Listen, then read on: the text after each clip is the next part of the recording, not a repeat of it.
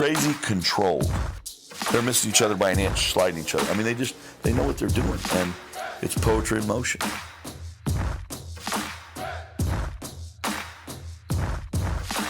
There's a fine line between great focus and obsession, and you got to make sure that you're still in the right side of that line where it doesn't start inhibiting your performance when you get here. You have to know where the edge is, and a lot of times we go over it.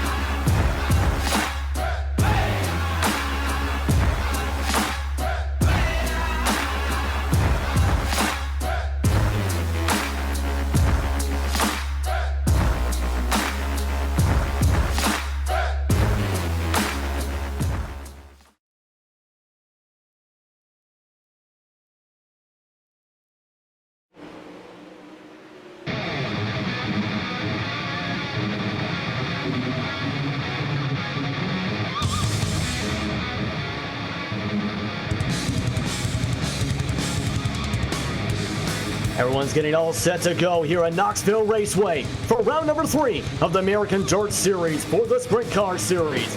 Welcome everyone to RaceSpotTV's coverage of tonight's action from Knoxville, Iowa, the self-proclaimed sprint car capital of the world. I'm Justin Brenzel. Alongside me is Davis Richard.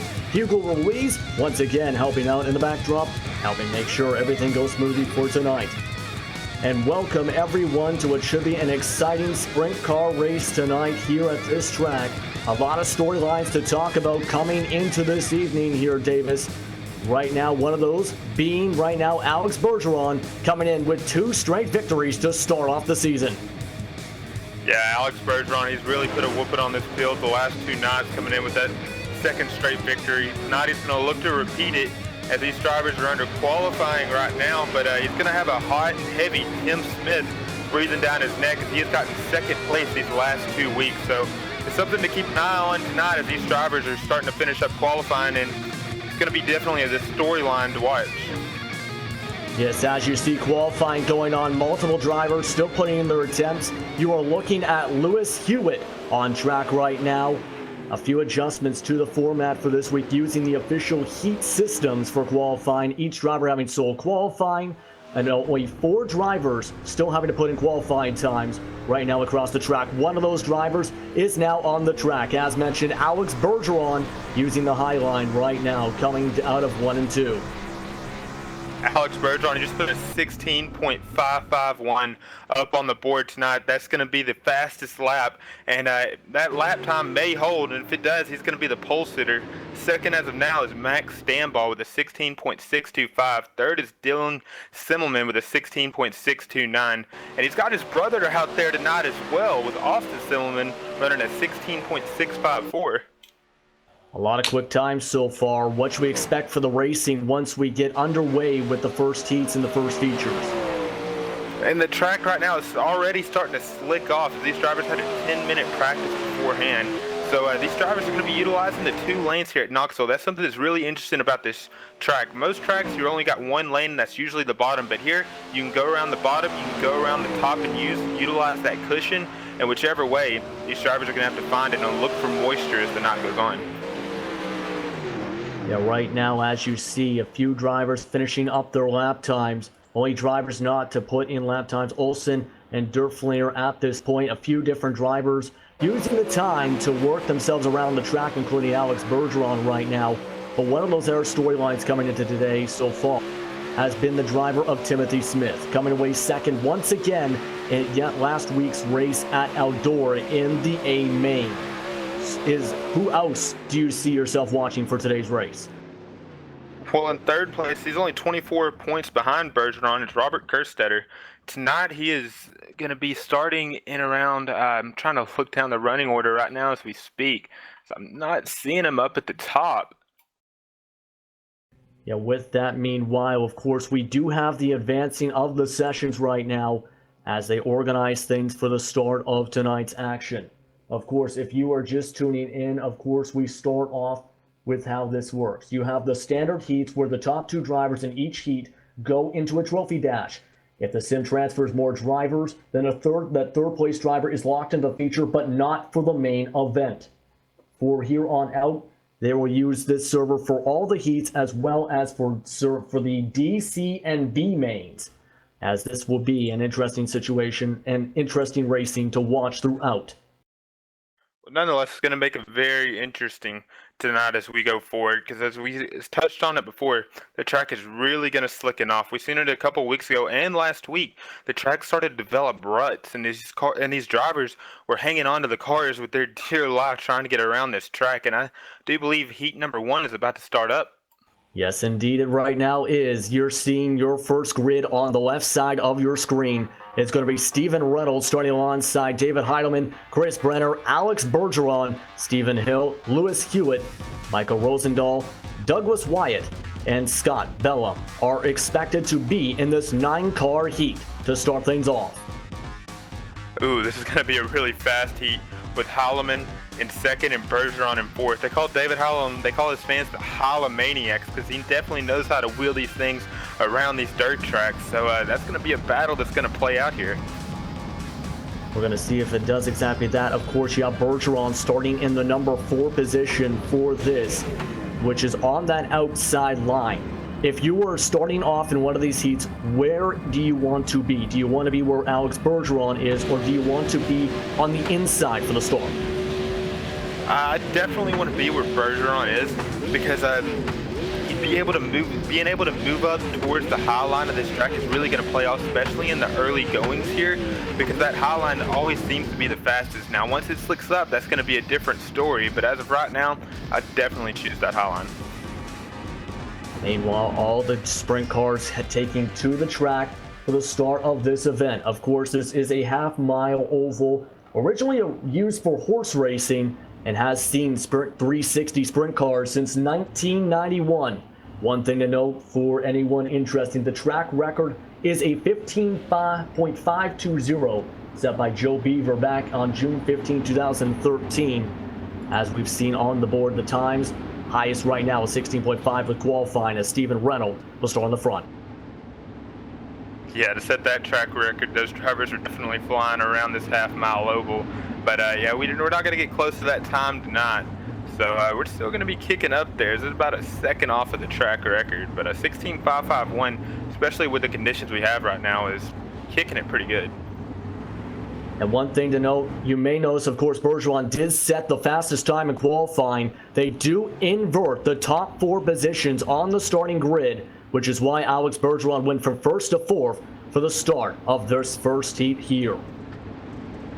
That pace car, he's in 1 and 2. Once he gets to 3 and 4, he's going to drop off. Oh, I'm sorry, he's going to drop off right now. We got green flag action with Alex Bergeron in that 4th position on the outside. He's going to be chasing down David Heileman as the top 3 drivers start to use that high side. And we got the number 127. Yes, right now that 127 of Stephen Hill, as you mentioned, coming around the front towards the front stretch, past the front stretch, and we're underway. As you see Stephen Hill running in 6th. You need to be in the top 3 to set up for the possible advancement. Stephen Reynolds right now leading the way. David Heidelman lead right now in 2nd. Very close. Not much sliding throughout the corners right now. Everyone staying on the high side, trying to work up on that high groove. We do have a pass attempt. Alex Bergeron. He's going to dive it in towards the bottom, into the slick in the middle of the track, and he's not going to be able to make it stick. He's going to try once again, coming towards 1 and 2. He's going to have to be patient. He's going to have to be careful because he almost gave away that position to the number 84, Chris Brenner, but luckily he was able to regain control and get it going straight. And see David Heileman goes to the low side. He actually lost some momentum there. Now he's going to have the 112 of Alex Bergeron breathing down his neck as he is right behind him. He's just waiting for him to make a mistake. Right now, the top 5 starting to pull away. It is about a 1.5 second difference between 5th and 6th right now, as Stephen Reynolds still leads them on the high side. Getting really close. David Heidelman trying to get into position. Alex Bergeron right near the back. as we come towards lap number 7. Everyone's still sticking to their lines. Only Bergeron has tried the attempt. He's going to have to wait for one mistake. Well, he's going to be careful right here, too, because the top 3 do advance. But you see Chris Brenner, he's aware of that, too, as he's trying everything he can to get around the number 112 of Alex Bergeron. They're 3 wide and 3 and 4 as they're coming out of the corner. And Brenner has to back out of it. Bergeron, he's going to dig all the way to the bottom, into the slick in the middle. Has to back off. Brenner loses a bunch of time as he ships all the way back to 5th. Alex Bergeron able to move into 2nd as he's going to keep up the battle for the lead. Coming in 2 laps to go. And you would think they were battling for the A main right here as hard as they're racing. You see the number 115 of Stephen Renner. He gets a little loose coming into 1 and 2. He's still on Alex Bergeron's tail right now. And then you see Lewis Hewitt and that 666 car. He's gained some momentum. Where did he come from? White flag is out for the heat. Coming to lap number 10 right here. Bergeron able to hold on to the front. Lewis Hewitt was able to shift into the 3rd with all that shuffling. Stephen Reynolds using the high side. Hewitt trying to get a position. He's going to get stuck. Gets a bad run. David Heidelman will finish 3rd as Alex Bergeron wins the first heat. Wow, what a finish right there. And you know the Lewis Hewitt and that 666, Gene, he's going to be kicking himself right there. He had a position locked up to head into the A main and just lost it at the end. Yeah, I'd like to definitely see a replay on that one because he seemed to be starting to try and get a run for 2nd, then slowed up immediately in the middle of turns 3 and 4. We're seeing that replay right here. Just lost the power. Heidelman had to have the clip, and in the end, Hewitt just runs down. From that looks of things, of course, sometimes you have fuel strategy. Maybe he ran out right in 3 and 4 at that point. Yeah, I was just about to mention that, Justin. I do believe he ran out of fuel right there because that car just died on him right in the middle of the corner. He was less than half a lap of making it to the end, and wow, he's going to have to come from the back now in these, I believe it'd be the D main to try and secure his spot into the A. Yeah, meanwhile, trying to set things up for the 2nd heat here, Brock Garris, Randolph Chinniff will start alongside John Batista, Max Stambrel, Terry M. Rennert, Dakota Kahn, along with Paul Belfort, CJ LeVere, and John Fowler will be the 9 cars in this heat. And right now, as we should mention once again, they do invert the top 4 positions. That leads to Brock Garris, who qualified overall near the end of the top 10 in that top spot. And look at the number 50 of Randolph Chenoweth. I'm sorry. He's over there starting in the 2nd position. Y'all may know him as he's calls a lot of races here at RaceSpot and usually calls these dirt races, but he decided to hang up the microphone and put on a racing helmet. Yeah, right now you see him in that RaceSpotTV sprint car on the outside, the number 50 machine. As he's going to have a good chance for a good run one more time around before we start off this 2nd heat. Who is your favorite, Davis, in this heat? Hey, you got to go with that number 50 of Randy. He's starting in that 2nd position on the high side, so he's going to try to do everything he can, try to hold the momentum going into 1 and see if he can pull something off here. We're going to see if he can do exactly that, especially with Max Stambrel right behind him, the 2nd fastest time runner. As Brock Garris able to get a good run, and we're underway for heat number 2. Already going for the deep slide attack, John Batista going side by side. They're 2 abreast, 3 rows deep. As John Batista goes towards the bottom, has to go into the slick, and being held up is Chenniff, having to lose some time as Max Stambrel able to hold on to 3rd spot as Batista slide jobs his way into the lead. He does, and you see Brock Garris right there in that 2nd position. Made a little contact with the number 24, Max Stambaugh. These drivers are still going straight down here as he's going to try to regain control of that car and see if he can make something happen. You're seeing that battle right now. Stambrel able to get a good run down the backstretch, able to hold on to the position as he'll slide on up into 2nd spot. Right now, Chenoweth is going to have to utilize that high line. He's using that low line right now, and he's losing a lot of time right there. We're going to see if he learns from his mistakes as they're coming into lap 4. Yeah, he's losing a lot of time now on the high side. Can't get the slide he's looking for here to set anything up, as he's dropped all the way back to 6th in the RaceSpotTV sprint car. Meanwhile, battle for 3rd spot. Dakota Khan able to get the pass. He's going to be able to slide up in front as 2 cars collide. What car sidelines he's going to flip into the side into the pit entrance wall. Terry Renner on his side. Definitely a heartbreaker right there, as we're going to go back to the top 2 positions. That seems to be the closest battle on the track, and it's for a feature spot in the A main as well. Yes, you've seen that replay, a heartbreaker indeed. Meanwhile, you're seeing that action up at the front. Currently up at the front is John Batista leading at lap number 7. Max Dumbrell in 2nd. Dakota Khan in 3rd spot in the Dirt Coat machine. Following them is Brock Garris, as it's time to put it or show it with about 3 laps to go. John Batista, he's got that thing on cruise control right now. He's got to hope he put enough fuel in that machine to make it to the end. And after seeing the 666 car run out of gas of Lewis Hewitt, I think these drivers were made dang sure that they had enough fuel to make it. Right now, coming towards a lap and a half to go, John Batista holds on to the high side, pulling away from the rest of the groups. Max Dumbrell trying to catch up as quick as he can as Dakota Khan holds on comfortably to 3rd. White flag is out across the track. Brock Garris has to make up a ton of time if he wants a shot. As they come around turns 3 and 4, John Batista will come towards the checkered flag and win the 2nd heat here in Knoxville. And in 2nd place, you're going to have Max Dumbrell. In 3rd, you're going to have Dakota Kuhn. And in 4th, Brock Garris. He brought these drivers to the green flag, but he is not going to make it into the A main. He's going to have to fight for his life in one of the other mains tonight.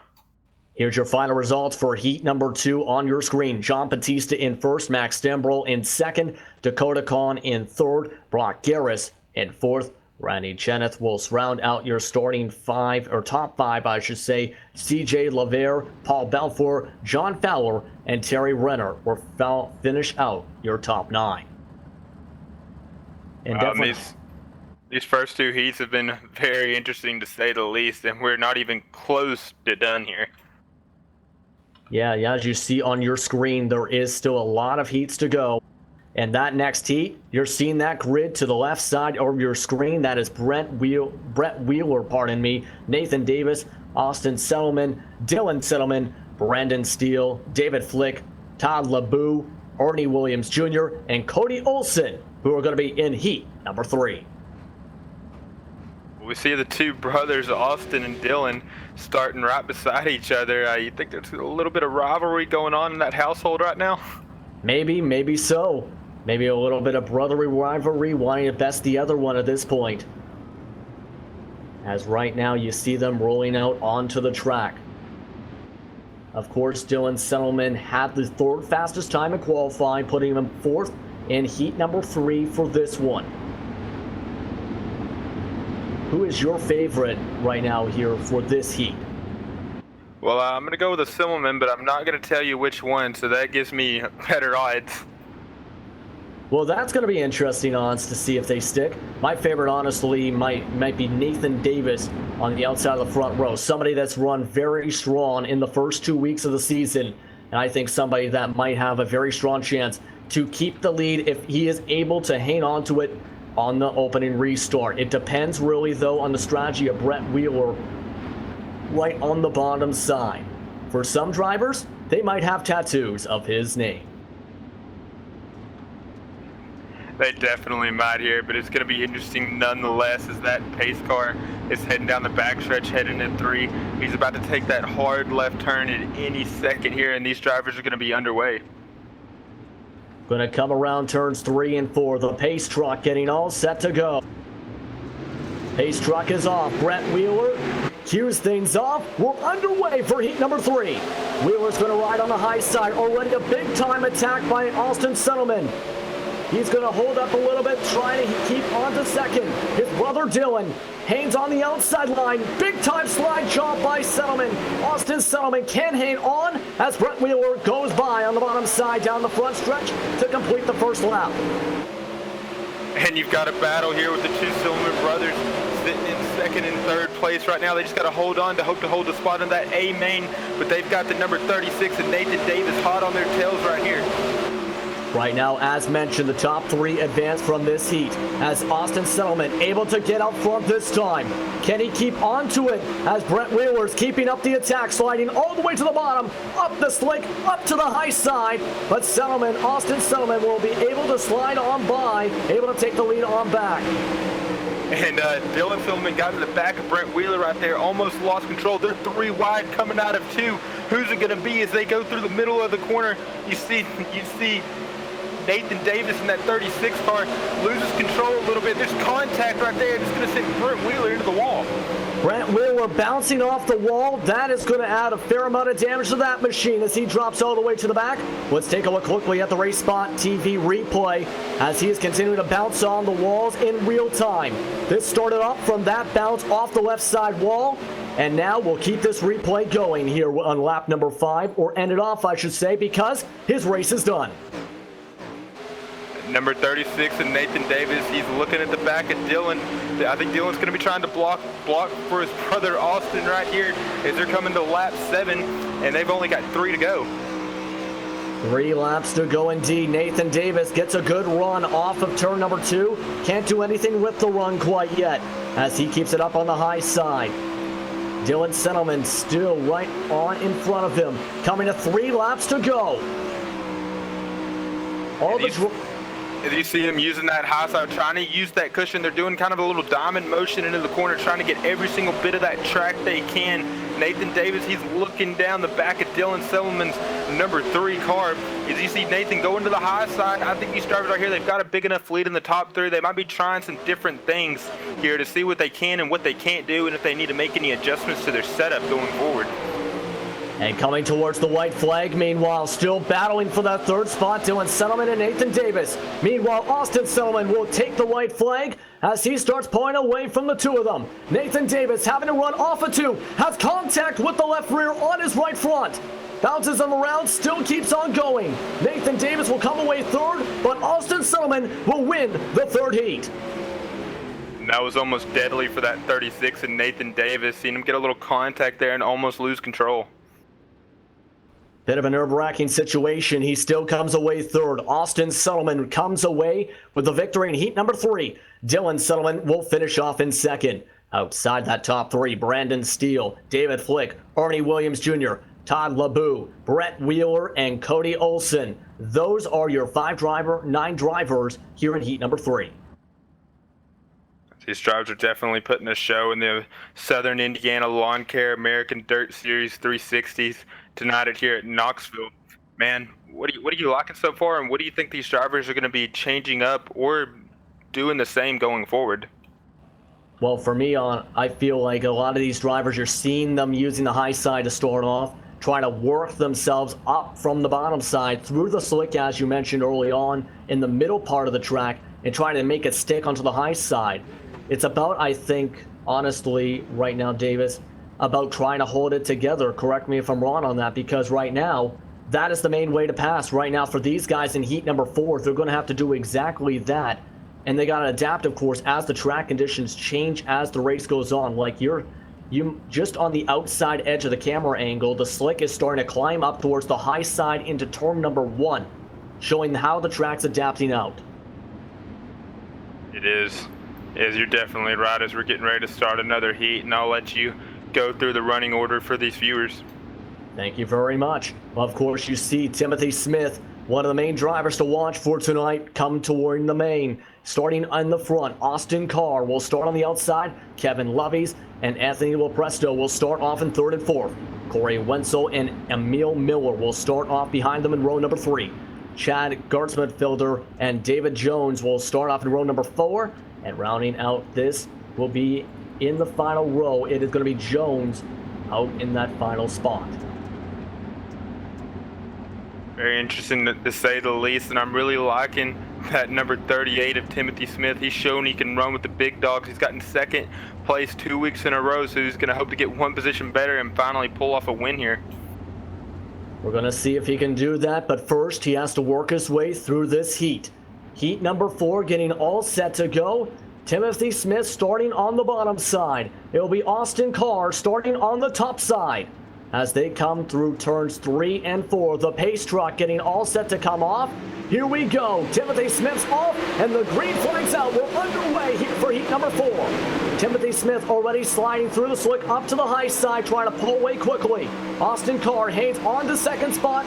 Kevin Luffy's will fall way into third spot for the time being, but Anthony Lepresto will still follow him in fourth spot. And that's another big name, Anthony Lepresto, sitting in that fourth position. He's going to look to the low side of Kevin Lovey's in that number 18 machine. He's not going to quite get it. You see the number 57 of Anthony Lepresto just shaking it, just fishtailing it down the backstretch. Look how close he gets to that number 18. And trying to hang on to the runs. He's getting off the corners, down the straightaways, and getting the best position possible through the corners for the slide.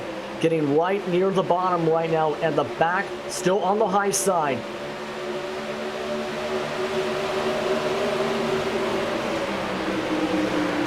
Still battling across the track as you're seeing. Kevin Lovings right now hanging onto the third spot. Austin Carr still in second spot, able to pull away a bit. Timothy Smith still out in front right now in this one.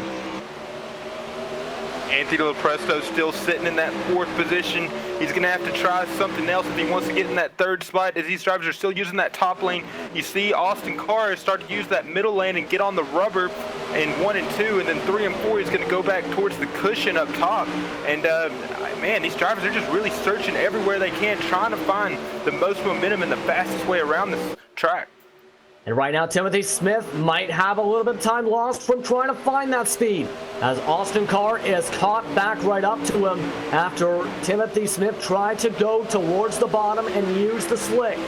He's going to try it once again through 3 and 4. Going to lose a bit of time on the run. Austin Carr coming up towards him.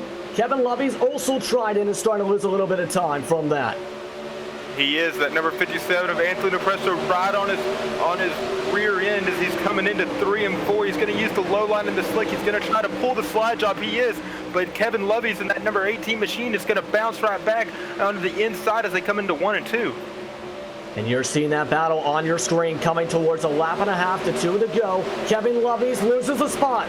Lepresto able to make the pass with 2 laps to go. Going to try and still battle. Kevin Lovey slides in front. Lepresto moves right on by. They're going back and forth with each corner. Coming towards the white flag as Timothy Smith get ready to take it. Lepresto able to hang on to the third spot to the white flag. Still. This slide job city here as Anthony Lepresto goes to the bottom side of the number 18 of Kevin Lovey's. And right now, Lepresto trying to hold on to the high side. Lovey's can't get the run out of 3 and 4. With that, Timothy Smith will take the checkered flag for the heat. And Kevin Lovey's will finish to third and fourth to Anthony Lepresto. An exciting finish to that heat as we're looking at your grid on the screen after the final results here for this one. Just an absolutely exciting finish for this one. Timothy Smith, Austin Carr, Anthony Lepresto, Kevin Lovey's, Corey Wenzel, Emil Miller, Chad Garnensfelder, along with David Jones, rounding out the 8 cars in this heat. 57 of Anthony Lepresto. I didn't think he was going to have enough speed to pass the 18 of Kevin Lovey's. I think he was just following him, waiting, watching his moves so he could set up that perfect time to create that slide job and get past him. And wow, that was a crazy finish there. Definitely crazy finish indeed for that third spot. Of course, 3 drivers do advance in from this heat. Meanwhile, we're getting all set to go for heat number 5. Meanwhile, in the backdrop, as it's going to be Mark Pensy leading them to the green flag. Alongside is Brad Speidel, Derek Walker alongside with Casey Graves in row number 2. In row number 3, it's going to be Cody Hartlob starting alongside Derek Layden. Michael Sheridan rounds it out in the final spots with Larry Moody. That 20 of Derek Walker, he's shown some speed this season, but he hasn't been able to put a full race together. We've seen him get in some trouble last week, so it's going to be someone to definitely watch here to see if he's done a little bit of practice here and been able to fully put together a full race to really show out in front of these fans tonight. Yeah, right now definitely one of the favorites for this heat right now.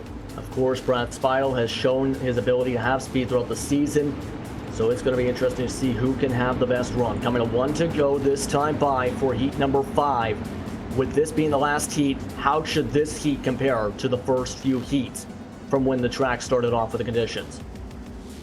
I think we're definitely going to see the same amount of intensity here tonight. This is going to be the last heat, and then we're going to pull on to the D main. So I expect to see the same action here as we've seen the past heats. Coming towards turns 3 and 4, trying to set up for the start.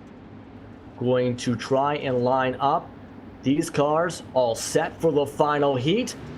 Green flag is set. Here we go. Mark Pittsey leads them down and bounces off the wall to start off. He's flipping around, going up the wall, collects Cody Hartlob, and that is disaster to start things off. Brad Spidle able to take advantage, takes the lead with Michael Sheridan. Let's take a look at our RaceSpotTV replay.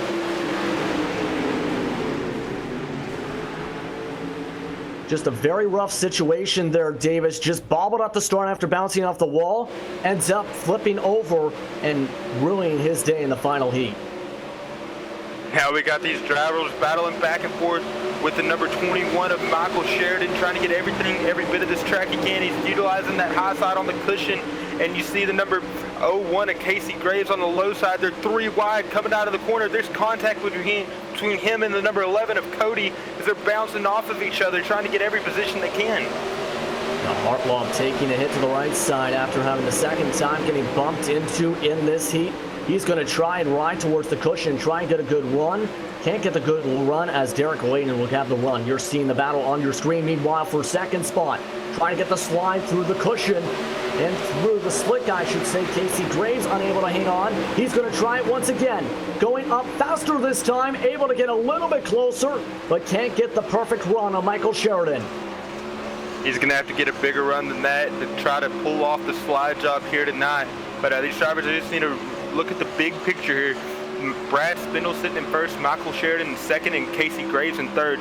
All 3 of these drivers are locking the A main if they can just keep it on track and keep going here. But you also have Cody Hartlob trying to gain up on that gap right now, losing a little bit of time from contact early on as they come towards 4 to go. As we have a little bit of trouble, slow up for Michael Sheridan. He's going to lose second spot, fights to get it right on back through the slick as he's going to slide right on up into the spot. Better be careful because that number 11 of Cody Hartlob is coming, but he doesn't care because he's side by side with Michael Sheridan, pulls off the slide job, gets right in front of him. Michael's bouncing back on that inside line as they're coming into the corner back and forth. Michael Sheridan still utilizing the low line. Casey Graves up top coming out of the corner. Who's it going to be? We're going to find out here, coming to 2 laps to go, coming around the track. Right now, Sheridan trying to hang on for the second spot. Casey Graves going to slide all the way to the bottom. Goes right through the slick, goes for the high side slide job, but can't keep the momentum as Sheridan's there. Look who's there, Cody Hartlob. Hartlob able to claw his way back with the white flag. Trying to close. Pardon me, closing it right back on up. Casey Graves sliding on the bottom, trying to tap it forward. Michael Sheridan hangs on, but can Casey Graves hang on? He's going to able to do so as it's going to be checkered flag. Able to win it. Brad Spidle able to win the heat. Michael Sheridan second, Casey Graves third. Wow, what a crazy finish there. I thought the number 11 of Cody Hartlob was going to get him there as Michael Sheridan and Casey Graves were fighting like it was the last lap in the A main. If this is anything to look forward to, then you better stay tuned here in the Southern Indiana Lawn Care American Dirt Series 360s. Yes, a lot of exciting action in this one so far as we look at the results on your screen. Derek Walker did not make the start for that heat. One thing to also note, for the B main, the top 9 will be advancing when we get to that point. But first, we have the C main getting all set to go in the backdrop. Now, of course, with the way it's been going so far with the heats, as you see your starting grid, what do you expect to see here in the C main now, with there being a lot more on the line here, with 4 drivers advancing to the B main? These drivers are going to be fighting tooth and nail just to get a spot into that A main. And look at Lewis Hewitt in the 666 starting in the 12th position. He ran out of gas coming to the line in his heat. So he's definitely going to be trying everything he can to get up there, but he's going to have quite a lot of work to get up there. Yeah, you're going to see your starting grid right now on your screen still. Larry Moody will start off. Scott Bellum on the outside line. Paul Belfour starts with Todd LeBeau. Chad Gartsfelder starts off in row number 3 with Mark Penske. Along with him is Douglas Wyatt and John Fowler, Brett Wheeler, and David Jones. Behind them, it'll be Derek Walker and Lewis Hewitt. And behind them, it'll be Terry M. Rennert, who had a bad luck to start off his heat. Who is your favorite for this heat, Tier Davis?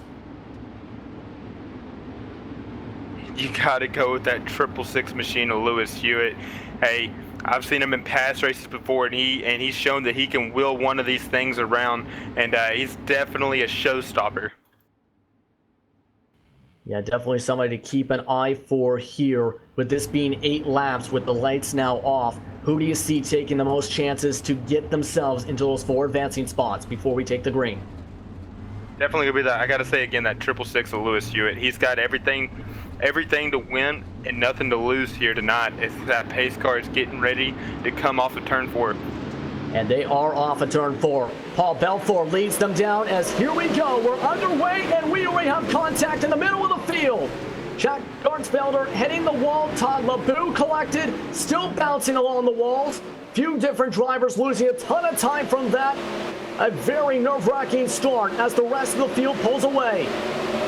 Look at the 666 of Lewis Hewitt able to avoid that wreck and get into the 3rd position. I told you he was going to be one to watch here. He's utilizing that top side. Now he's going to chase after the 2nd spot. But we got battles behind him with the number 56 of Brett Wheeler and the 25 of John Fowler. They're fighting for that last and final transfer spot. Right now, as you said, Brett Wheeler on the bubble. John Fowler gets a bump from behind from Terry Rennert. Meanwhile, battle up at the front. Lewis Hewitt trying to battle for the lead. Scott Bellum alongside with Paul Belfour. They go side by side, 2 abreast. Now going 3 wide, almost 4 wide, as having a back off is Bellum. Lewis Hewitt able to keep it on the high side cushion.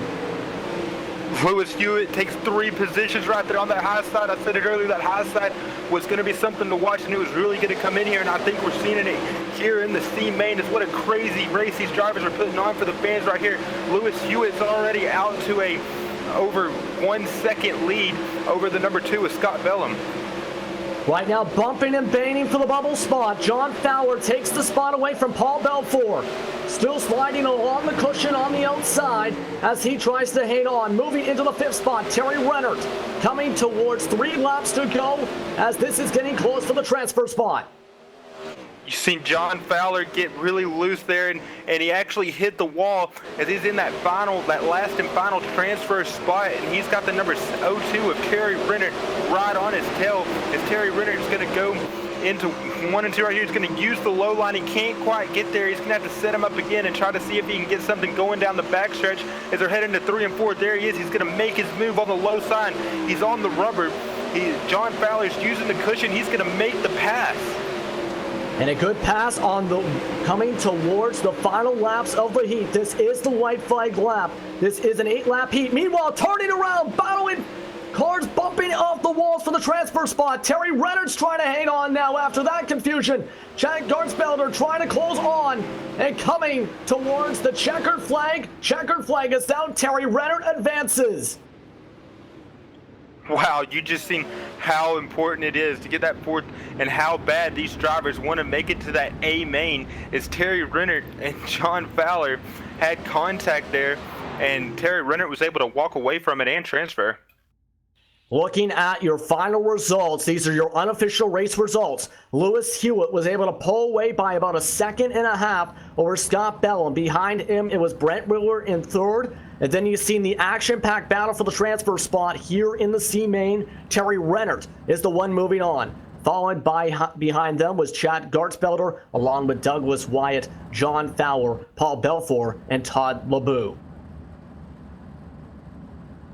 Wow, a crazy finish to say the least. Man, I was watching that. Obviously I was watching it because I'm commentating this race, but that high side was really coming into play, and it had a lot of speed. So that's going to be the place to go here as we get set up for this B main. And like we said before, 9 drivers will transfer, so it'll have a 24 car field in the A main. They're going to now all set up here. You see your starting lineup on the left side of your screen. Starting on the front row, it'll be Chris Brenner and Brock Garris. Behind them, it'll be Brandon Steele and Kevin Lovies. Cody Hartlaub will start in the number 5 spot alongside Stephen Hill. Randy Cheneth will start in 7th with David Flick. And behind them, it'll be Corey Wenzel along with Derek Layden. Behind them, it's Michael Rosendahl and CJ LeVere, Ernie Williams Jr. and Emil Miller. And rounding out the field, coming away with the victory in the C main, Lewis Hewitt. What an action-packed field we're going to have here, but I think the spot to watch is going to be that 9th and final transfer spot.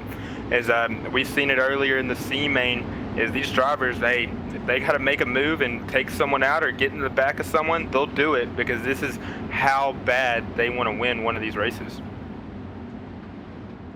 Yeah, this is going to be an action-packed one. Chris Brenner, definitely somebody to watch for this heat, having a strong season. Brock Garris having a very strong time here at Knoxville for tonight as they come around down the backstretch towards turns 3 and 4.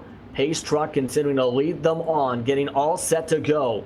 Brenner on the inside, Garris on the outside. In the catbird seats right now is Steele and Lovies. And we're going to get underway, and we are underway for the B main. A 12-lap feature as it's going to be Brenner on the outside line, sliding up along the cushion. Brandon Steele moves up into 2nd quickly. Still Kevin Hartlaub trying to hang on to 3rd, going to the bottom side, just underneath the slick, as he is going to go side by side for 2nd. Meanwhile, it's 3 wide to the back of the pack. These drivers are fighting tooth and nail, three wide coming into 1 and 2, as you see them trying to do everything they can just to try to get a piece of the moist dirt, to try to get as much traction as they're coming around here, and they're taking lap 2. Meanwhile, contact down the front stretch, and it's going to lead to more contact. That's Derek Layden up into the wall.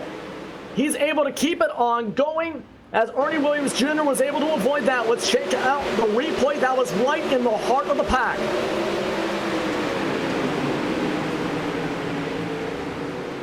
Yeah, don't know what else to really say there, Davis, in that situation. Just lucky to keep it on going. He's at the back right now for this B main. He is. As you see the number 5 of Michael Rosendahl fighting with everything he can. These drivers are not giving up here as they're still fighting side by side, 3 wide going into the corner. Who's going to pull it off? Who's going to be able to get enough momentum? You see the 666 of Lewis Hewitt utilizing that top side. Seen him use that top side of the C main. He learned a thing or two because he's still sticking to it. Still sticking to it alongside the cushion, along with 3 other drivers right at the top. Able to slide on around. He's trying to hang on towards the bubble spot. Brock Garris trying to move the situation. We got trouble. Multiple cars collected alongside the outside wall at turns 3 and 4. They're starting to move forward. Brandon Steele having to move forward. CJ LeVere's involved. Multiple drivers involved here, Davis. What a heartbreaker. And I think Lewis Hewitt, he's going to have some damage in that 666 machine. Is he going to be able to hold on to that transfer slot? I don't know. We're going to have to pay close attention here as they're coming down to the wire and coming down to the last lap. Coming towards the final laps of this heat. Trying to move on as you see the battles up in the middle of the pack. Currently, Cody Hartlaub able to take the lead away right now from Chris Brenner. But for right now, the action is where the bubble spot is. Currently trying to zoom through the bubble spots right towards the back, leading to a bunch of cars getting stuck together. Spin around in the middle of turns 2. And that is Brock Garris around, having to turn around. Heartbreaker for him in this situation. Heartbreaker for sure. Is you see Terry Renner, he's still using that high side. I'm really liking that high side tonight as these drivers are trying to get everything they can. It's going to be the final and last lap. Who's going to transfer? Who's going to win it? They were bumping and banging just before we came back. Cody Hartlaub able to take it away as it's Chris Brenner finishing off in 2nd. Who is it going to be for the bubble spot? You've seen the action in the middle of the pack. This is going to come down to the wire as we are going to check your results in what was a very close bubble. It is Michael Rosendahl, who is currently in, pardon me, updating still is the result for this one. In the end, I believe it's Randy Cheneth able to come away with the 9th spot to advance to the A main. Wow, that was a crazy race, Justin. I was having problems just keeping up. There was so much action, and Randy Chenoweth, he is going to come out with that last and final transfer spot. Lewis Hewitt's going to hold on. Seen him get quite a bit of damage. The number 56 of Brett Wheeler, he's going to hold on as well. And Terry Rennert sitting in the 6th spot. And whoa, if this is any prediction of what we're going to see in that A main, wow, I've said it over and over. Now, I mean, how many times I've got to say it, but don't go away, because this A main is going to be action-packed. It exactly will be. Right now, as mentioned at the top of the broadcast, they will do the server switch now to set up for the trophy dash. With that, we'll be right back here on RaceSpotTV with more coverage of tonight's action of the American Dirt Series.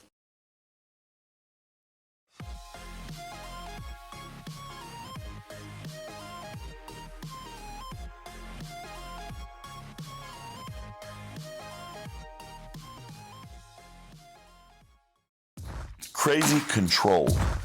They're missing each other by an inch, sliding each other. I mean, they know what they're doing, and it's poetry in motion.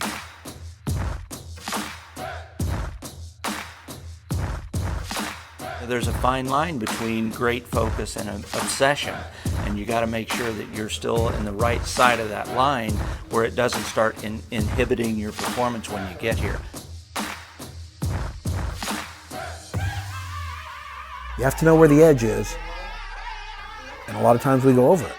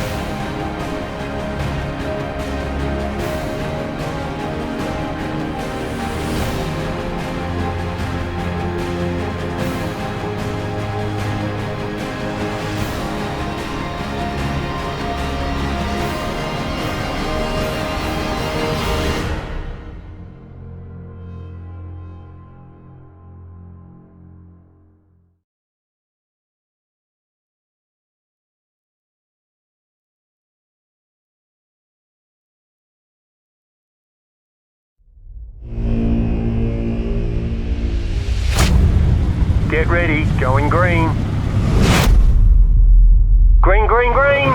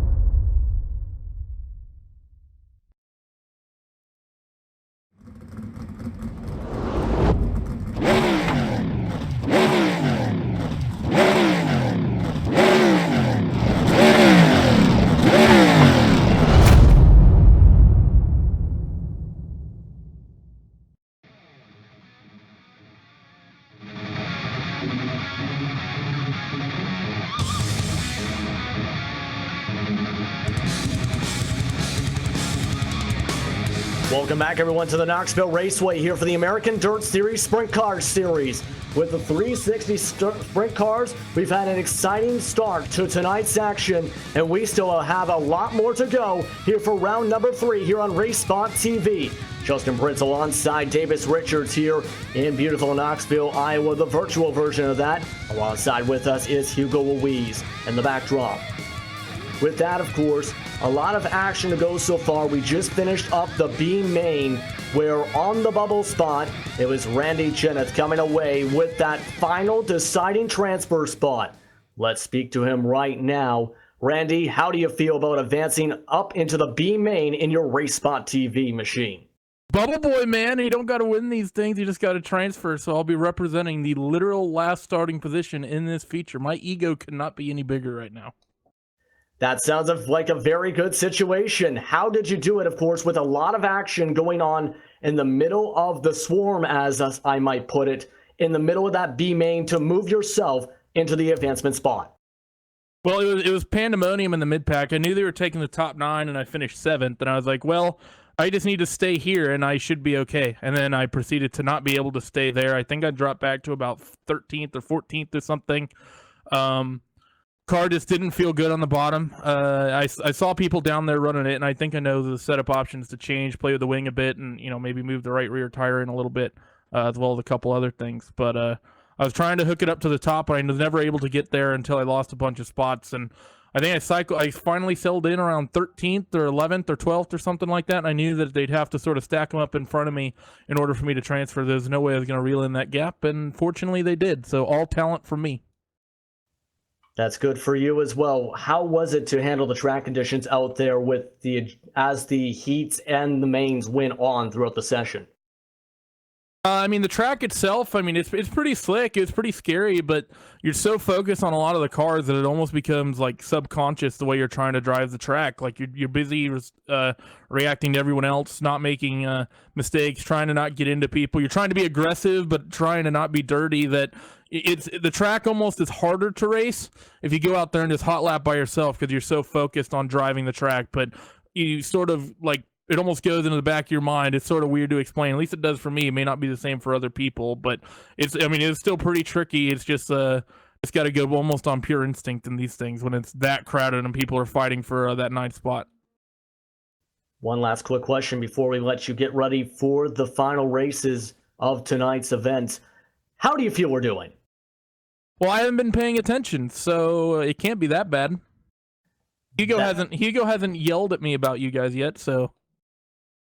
Just thought I'd ask, especially filling into your seat, basically. Thank you very much, Randy, for the time. Yep, good luck to you guys in the feature. Hopefully, I'm going to win it in turn 1. 23 cars going behind me in the first corner. And that was Randy Cheneth coming away with the final bubbled spot for the A main to move up into the 24-car grid. Davis, meanwhile, has somebody that's really been impressive tonight. Davis? Hey, we've got Lewis Hewitt in that 666 machine up here in the booth. Man, we were watching you all night. I've been talking about you quite a bit. I've seen you race in previous races before, and you always know how to put on a show. Man, how did it feel out there tonight? Other than running out of fuel in the heat race, it's felt pretty good. I think I got through the B and the C main pretty comfortably, and hope for some luck in the final. Did you learn what to do or what not to do in those previous races? I think for sure, just getting more laps on the track is helping. It's pretty slick out there, so the more laps you can do, the more comfortable I think I'm going to be throughout the rest of the night. Well, you're definitely going to be a threat out there. Are you making any changes to that setup that you think is really going to help you here? Because the track is going to reset, I believe. I'm not quite sure what percentage they're going to put it on. So it's going to kind of be a crapshoot, per se, to get your setup the way you like it and to get out there to compete in that A main. I think I'm going to leave it pretty much the same as what I had in that B main there. The track's still going to be slick for the feature, so what I had there should work, and I was feeling pretty comfortable, so I'm just going to go out there and I guess hope for the best. Well, good luck to you out there. We'll definitely be focusing in on you. We're going to be watching you come through the field, and hey man, we're hoping you can pull out a win tonight. I'm not sure about a win, but a top 10 would be nice, so hopefully I just survive. But thanks very much, guys, and yeah, good luck with the broadcast. That was Lewis Hewitt in that 666 machine that we just heard from tonight.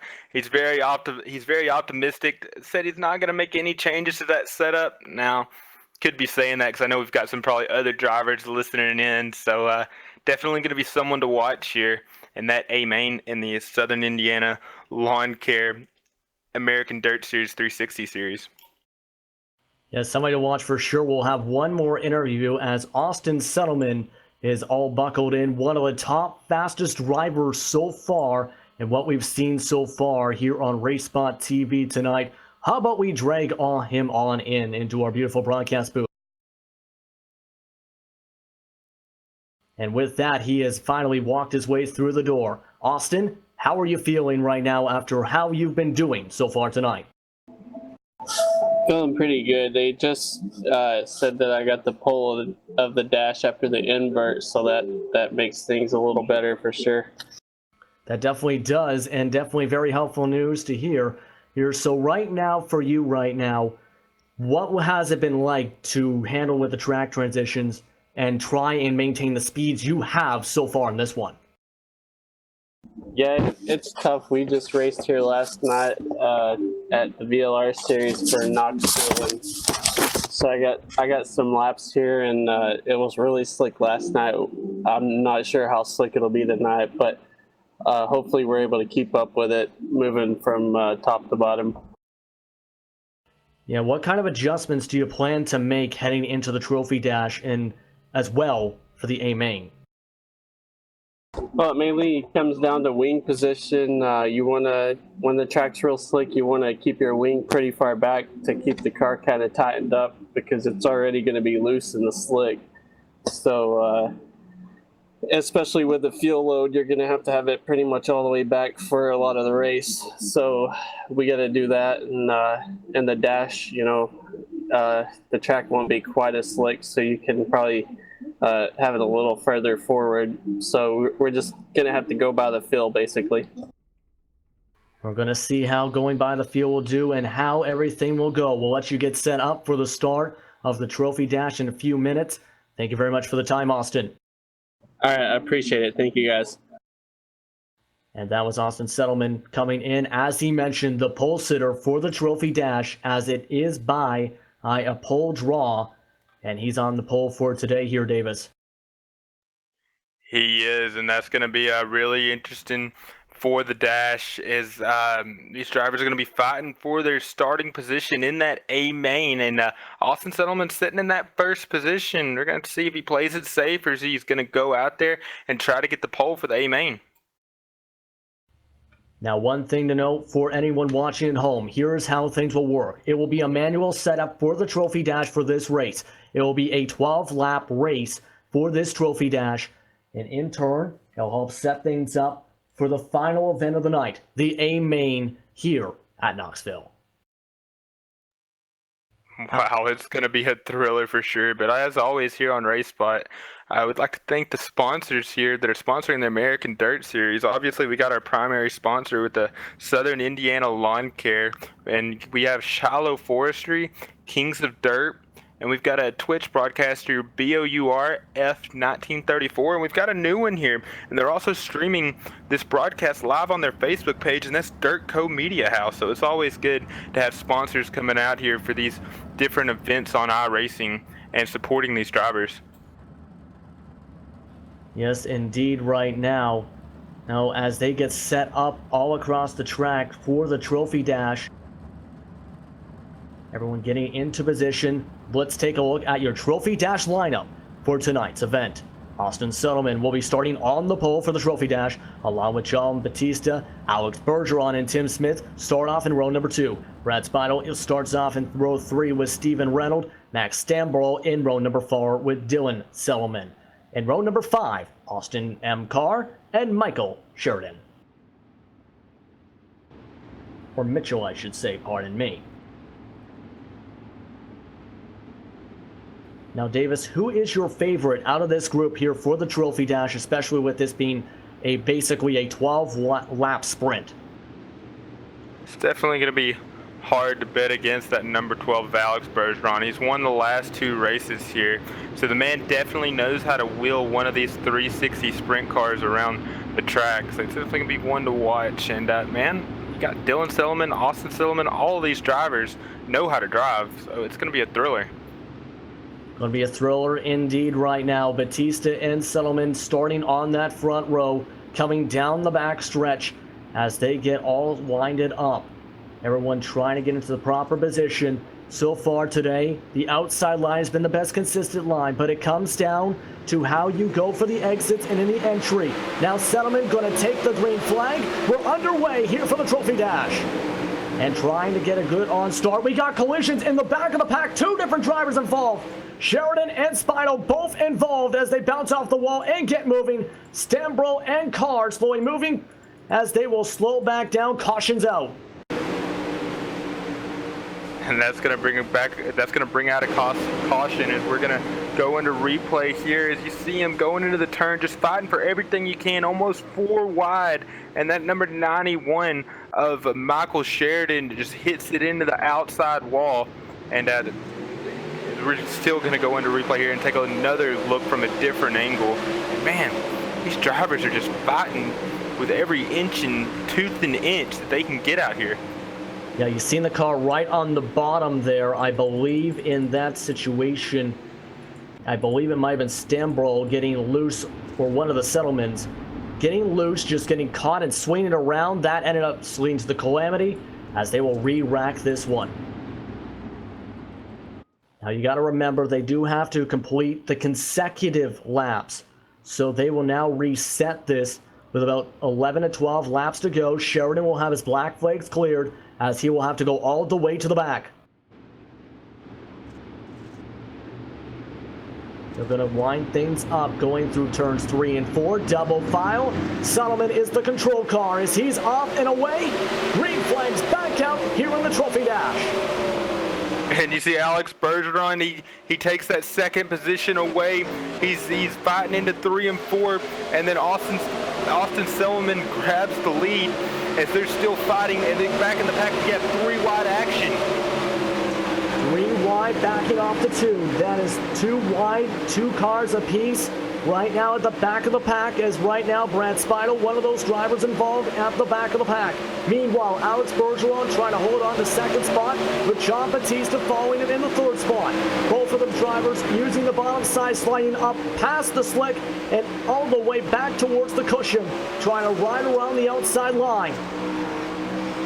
Alex Bergeron still holding on to that second spot as he's utilizing that bottom line coming up off the corner. Still going to use it coming into 1 and 2. He's putting his left front real ride on the hump there. I guess you'd call it the cushion on the bottom side. Still digging everything he can get out of that machine, trying to keep the number 15 of John Batista behind him. John Batista's looking to the outside. Now he goes to look at the inside. Still can't quite get a nose there. He comes to the outside, coming off the corner. He's right behind him. Still can't get right beside him. Wants to try to pull off the slide job. Is he going to have time? We're going to have to see right now if John Batista can pull this off. He's on the back bumper of Bergeron.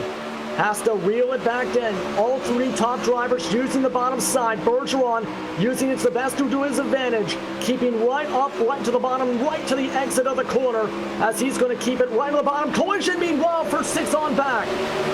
Driving off the wall, it's Tim Smith flipping up and over as he's going to stop in the middle of the track and reset.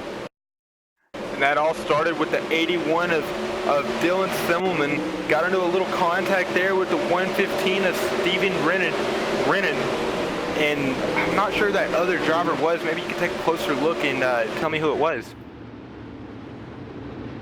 Yeah, right now that really collected him mainly. Caution flag is out across the track as there is a few laps to go here for the Trophy Dash.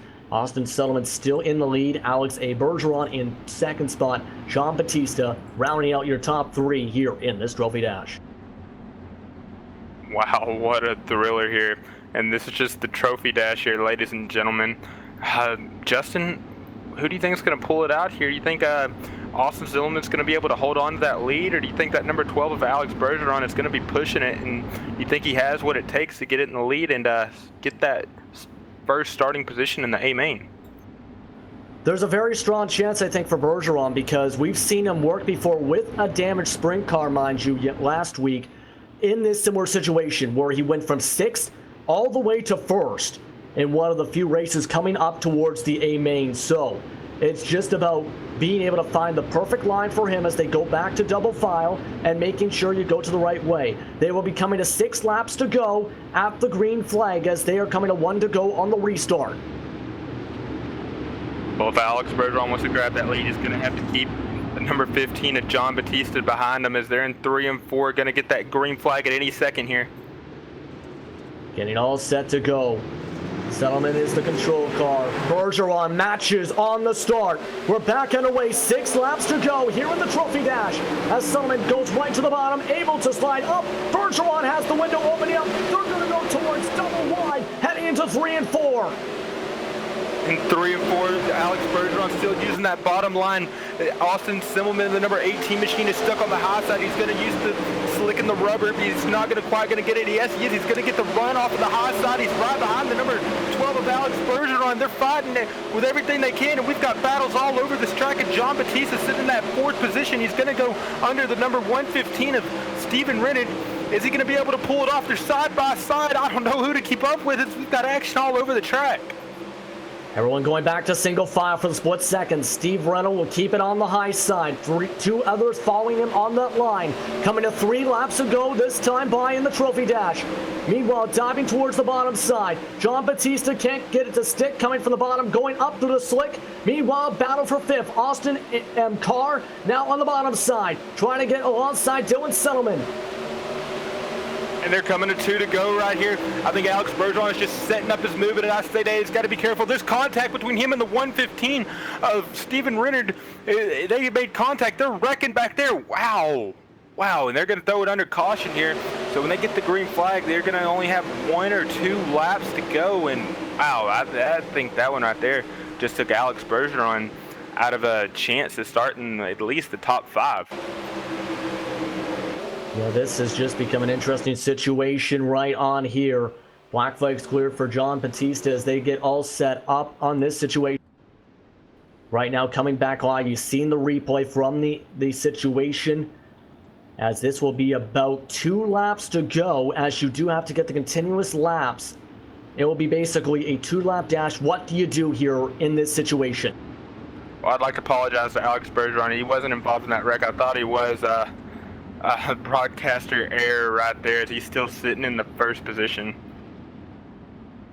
Yes, I was going to say Bergeron still able to hold on. Austin M. Carr will now be in second. Dylan Settleman in third. John Batista fourth. Max Stembro in fifth. Michael Sheridan in right down behind him. Tim Smith, Brad Speidel, Stephen Reynolds as well rounding out the field. Austin Settleman will come along towards the back and get waved around, I should say, as he's going to get moved up a couple different spots, as they're going to have 2 to go until the restart. 2 to go when we go back to green here for the Trophy Dash. Who is your favorite here in this kind of a sprint situation? Man, I gotta watch that 81 of Dylan Silliman, wrong Silliman, as he's definitely shown he's got a fast car, and he's got what it takes here to take the win in the stash. And one thing to really watch for in this one is what's going to happen with the fuel scenario. Some of these drivers might top off a little bit of fuel preparations for 2 issues, maybe 3. We've seen this last week in the Trophy Dash where 1 or 2 different drivers ran out of fuel. 2 laps to go, coming this time by as the green flag is up in the air. We're back underway as Alex Bergeron jumps to the outside and keeps the lead. Austin Carr going towards the bottom side, trying to get the best line possible and rides along the bottom side. Dylan Settleman moves into third, coming towards the white flag here in Knoxville for the Trophy Dash. Moving on behind, Austin Carr still able to hold on to second. Settleman has to get the preparations. White flags out here in the Trophy Dash. Hanging on the bottom side. All 3 drivers up at the front trying to hang on. Tim Smith moving into 4th. But for Alex Bergeron, he's going to hang on and avoid the car at the bottom to take the checkered flag here in the Trophy Dash. Wow. Alex Bergeron pulled it off here, and Austin Carr is going to come in second, and then Dylan Silliman, that number 81 machine, is going to take it home in third. And man, that race ended at the perfect timing, because as soon as he came across the line, he ran out of gas. Yeah, perfect timing indeed. Just planned it out right to the tee here for the Trophy Dash, as Alex Bergeron puts himself in the best situation possible for that. Followed on behind Austin Carr, along with Tim Smith, Michael Sheridan, Brad Speidel, Austin Settleman, as that rounds out really your top 6 in this Trophy Dash. With that, though, before we get to the A main, why don't we try and talk to him in just a few moments? In fact, he is all set to go here for the RaceSpotTV broadcast booth. Just about set to go as he is all set and mic'd on up. Alex Bergeron coming away with the victory here in the Trophy Dash. How are you feeling heading into the A main? I'm pretty confident. We had a good run in the dash, and looking forward for the feature is going to be a lot of fun. Yeah, that was a lot of action you were going through for the Trophy Dash. You started in a good position, were able to make the pass to get the lead. He'd talk about how it was to go through all the action and, in the end, just running out of field just past the checker flag. I know that was a lot of action in dash with Austin and everything. I don't know what happened to him, but on the bottom was pretty quick out of 4, and we'll see how it goes in the feature. Probably going to use that line, probably, but we'll see. What kind of tweaks are you thinking of looking at here with the track conditions before we go to the A main, if any adjustments need to be made? I don't think I'll do any adjustment, just fuel, and we'll see how it goes. Hope for the best. We'll see if that works out to be the best. Alex Bergeron winning the Trophy Dash, coming into tonight's A main, looking for a 3rd straight victory in the A main, this time here at Knoxville. Well, he's definitely going to have some tough competitors behind him, as he's going to be starting that first position here in the A main. But wow, man, these guys over here to the American Dirt Series, they know how to put on a show, that's for sure. Week in and week out. Man, I've been at the the edge of my seat. There's the word I'm looking for. The edge of my seat every single week with these drivers. I mean, I really don't know what to think of it other than, hey, I'm having a good time up here, and man, this is a show. It definitely has been, has been a show indeed here as we get all set to go in the next couple minutes here for the A main, here for tonight's action. It'll be a 40 car A main for tonight's action. 40 cars, as that is definitely something to watch for here before we get going. With that, though, we're going to take a quick commercial break here on RaceSpotTV. You're watching the American Dirt Car Series, Sprint Car Series here on RaceSpotTV.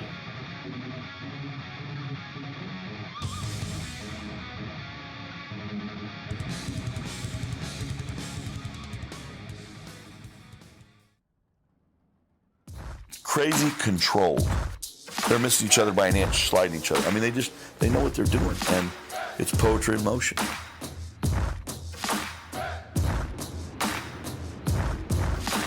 There's a fine line between great focus and obsession, and you got to make sure that you're still in the right side of that line where it doesn't start inhibiting your performance when you get here. You have to know where the edge is, and a lot of times we go over it.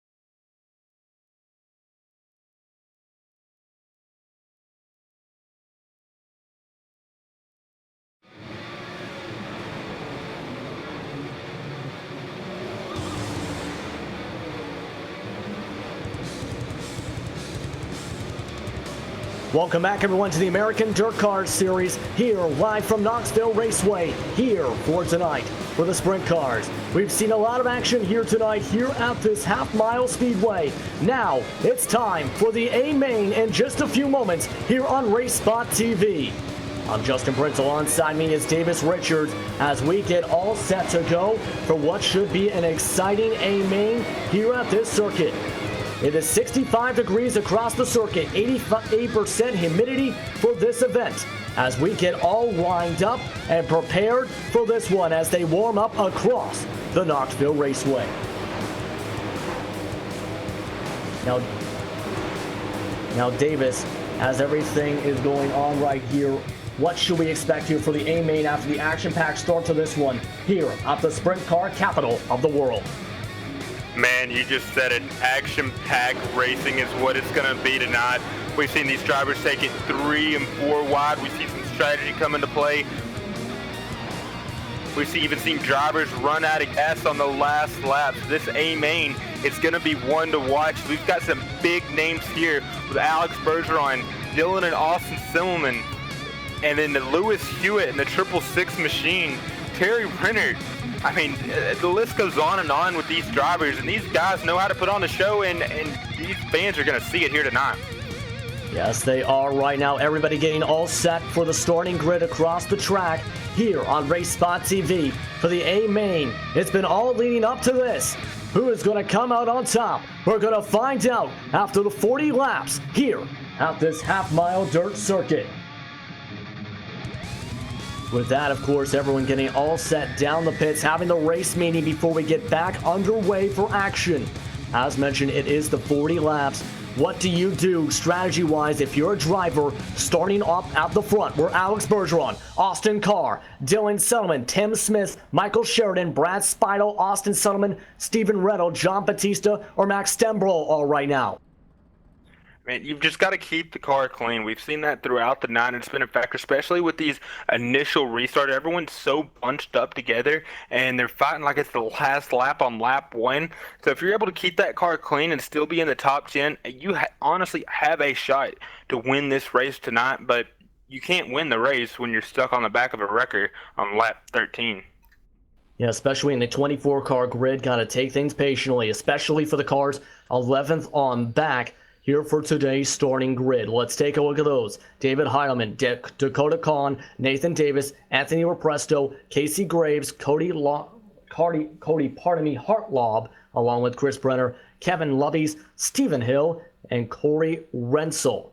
And rounding out the field, Terry Rennert, Brent Wheeler, Lewis Hewitt, and Randy Cheneth.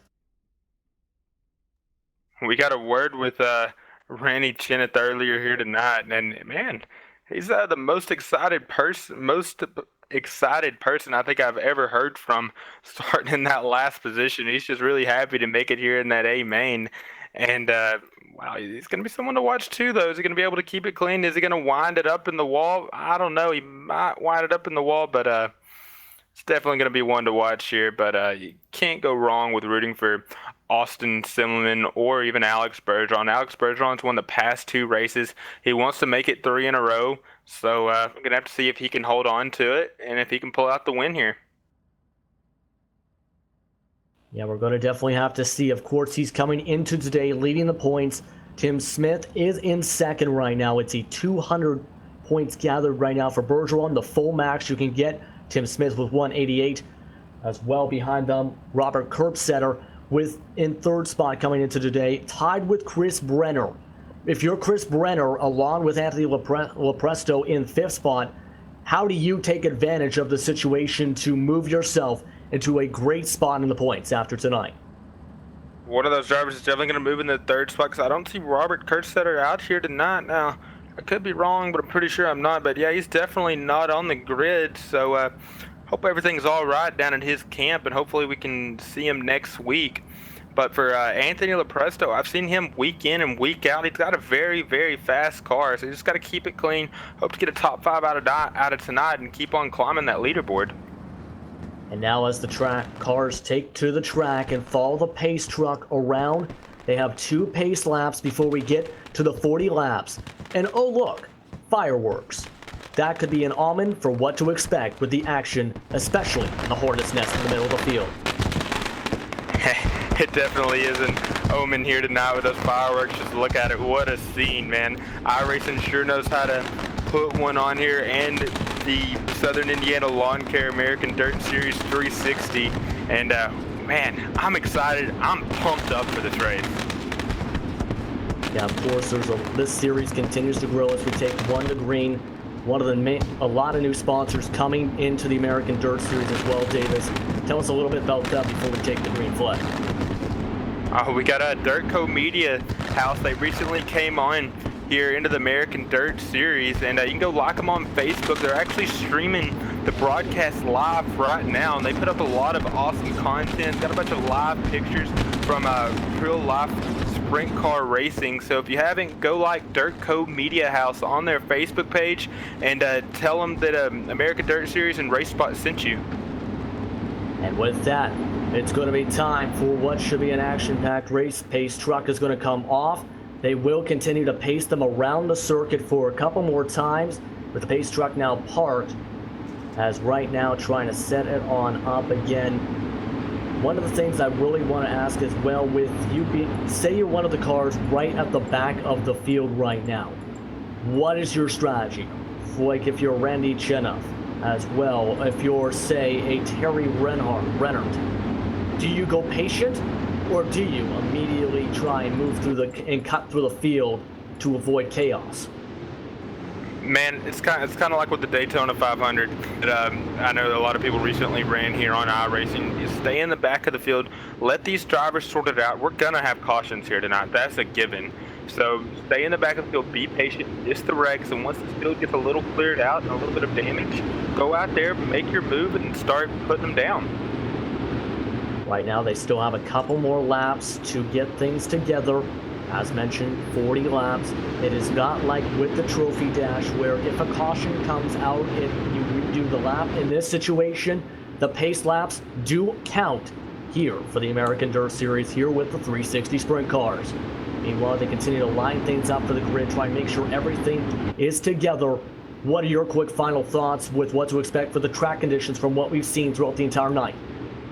Well, I'm looking at the track right now. It's really starting to slicken off. It's not as slick as we've seen the B main, but it's definitely going to get there. And I think by the end of the night, this track is going to develop a lot of ruts, and it's going to really slick off. And man, I said it earlier, I'm really liking that high lane, and I think whoever pulls off the win, he's going to be utilizing that side of the track the most here tonight. And right now, you see them continuing to prepare for this start. A couple laps to go on the pace laps before we get things going. Of course, the main storyline we have discussed this time and time again has been Alex Bergeron up at the front from Drummondville, Quebec, currently in the NASCAR Peak Antifreeze Series, the first iRacer to achieve a 6,000 plus iRating for the Dirt Oval license. Right now, how do you see him having to try and hold things off? How do you see him taking the defensive line? Do you see him riding his own line or trying to use that bottom up to the top to use as a block?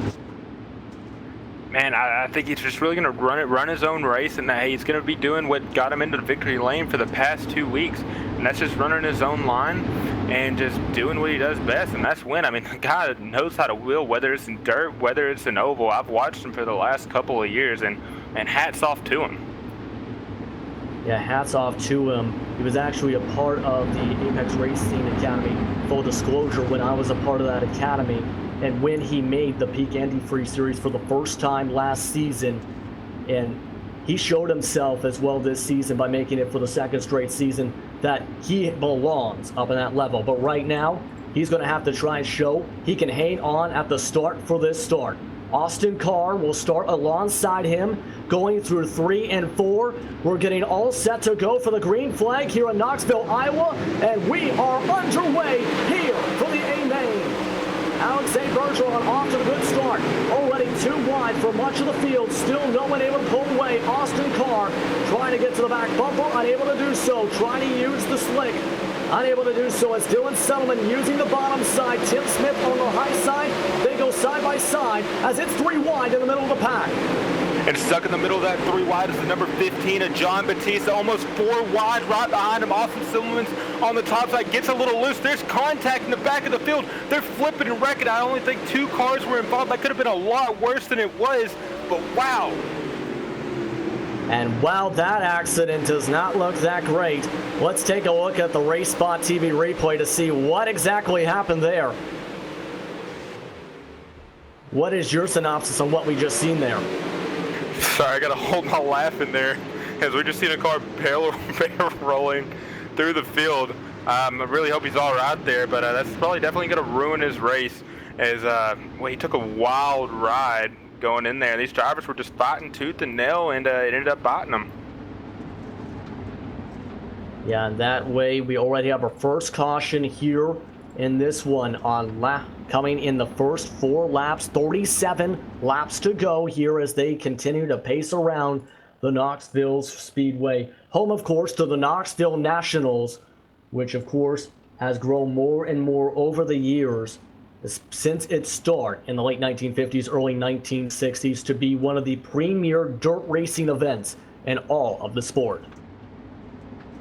It really is. It's right up next to there to Eldora, and this place is amazing. I'd love to come here in real life, but for now we're gonna have to settle on iRacing and be able to get to drive at one of these tracks and drive these sprint cars around whenever I want to from the comfort of my own home is really amazing nonetheless. That shows the magic of iRacing, where you can travel from here all the way to Italy, all the way to Japan, and there on back if you so wanted to, via the power of iRacing.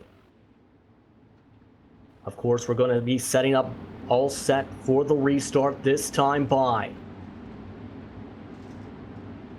They're going to go into turns 3 and 4. Bergeron still in the lead in this one. Car still on the outside, having to hold on.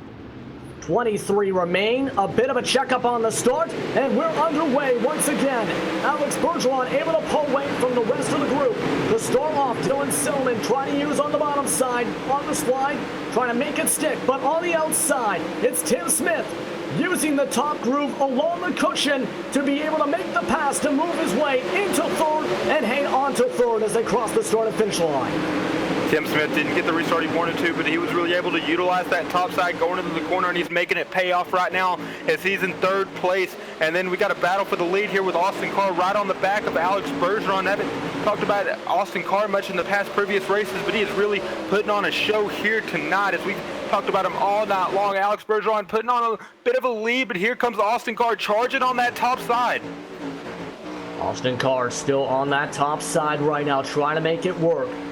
The Florida driver still running on that outside, still can't get the run. Meanwhile, Bergeron with the difference is using the bottom side just at the edge of the slick, and this time Carr's got a good run. He's going to have to get himself in perfect position, running alongside the cushion, still on the high line, and still riding alongside the high line, this time not as well as momentum. And now Tim Smith is starting to close on in for second. As these drivers are doing everything they can. They're fighting back and forth as we still see Austin Carr going to the bottom below Alex Bergeron in that number 12 machine. Who's it going to be as they're coming off the corner? It's going to be still Bergeron right now, able to hang on. Things settling down a bit up near the front, but moving towards 5th on back. John Batista having to hold off on Brad Speidel as he is currently using the cushion, using the slick, I should say, and trying to make it work still. Michael Sheridan following alongside them, trying to move into 6th. Right on their back bumpers is Austin Settleman, trying to keep that line next to Max Dembrell. 2 abreast, 2 rows deep right now, going into turns 3 and 4, and those are positioned 6th and 9th. Near contact for Stambrell. He's going to have to let off, and that's going to open up the door potentially for Nathan Davis. You continue to see right now Max Dembrell trying to get into the proper position. He's falling along 3 wide right in front of him. Going to have to be patient as Settleman gets tapped on. Trouble as Speidel's around. Brad Speidel able going around and stopping in the middle of the track. No caution yet. And it will be no caution on the circuit as he's back and going. Let's check out the RaceSpot TV replay. Just unable to keep it going forward, getting untapped alongside wheel to wheel. We'll see this replay above this time.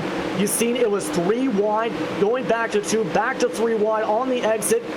Speidel had the bobble, gets collided into, and now he's lost a heck of a lot of time here on the track. And if you're wondering, that driver that ran into the side of him, I believe that was Davis, who was trying to follow on a line behind, possibly Sheridan, pardon me. Let's go back up to the lead. Meanwhile, they're side by side. Alex Bergeron trying to use the high side. On the bottom side right now, trying to get the pass still. Trying to get it is Austin Carr. Side by side through turns 3 and 4.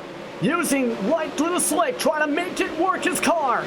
Bergeron sticking to his high side. They are side by side, inches apart, coming towards the start and finish as they continue through turns 1 and 2.